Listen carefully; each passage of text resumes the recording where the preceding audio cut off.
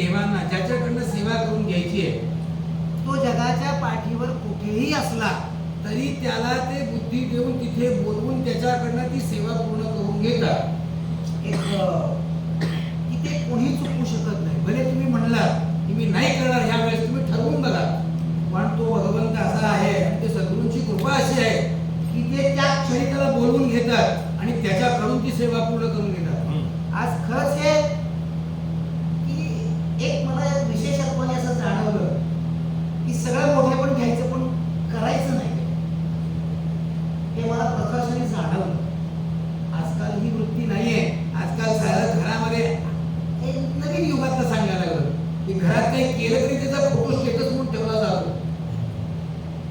घरात खायला जरी काही केलं तरी त्याचा फोटो स्टेटस म्हणून ठेवला जातो.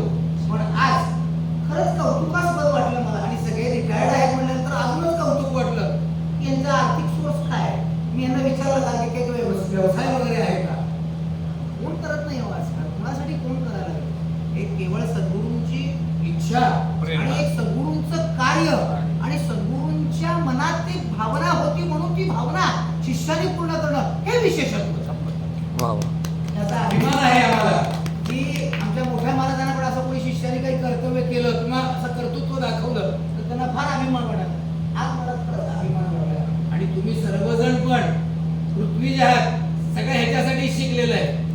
पण ही भावना तुमच्या मनात नसून एक आपण त्या पाठशाळेत शिकलो, आपणही काही गुरूंचं ऋण देणं लागतं, त्या उद्देशाने तुम्ही सर्व जण आलात. तुमचंही सर्वांचा खूप अभिमान आणि आनंद आहे.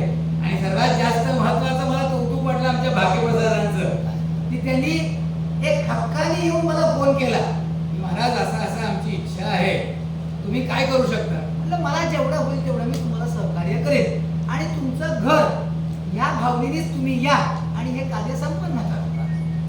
मला जेवढं शक्य होता होईल तेवढं. हे म्हणले आमची फक्त ह्याची काय व्यवस्था आहे, इकडे थांबा म्हणजे 2 मिनिटात फोन करतो. म्हटलं होणार का तुम्हाला. ह्यांनी पण सहकार्य दाखवलं की एकामुळं होत नसतं, त्याला सगळ्यांची मोठ लागते. आणि ही सगळ्यांची मोठ तुम्ही बांधून इथं आणली आणि ही मोठ आमचा सगळ्यात मोठा वल्लभ आहे. हे जर नसेल तर पुढं काही.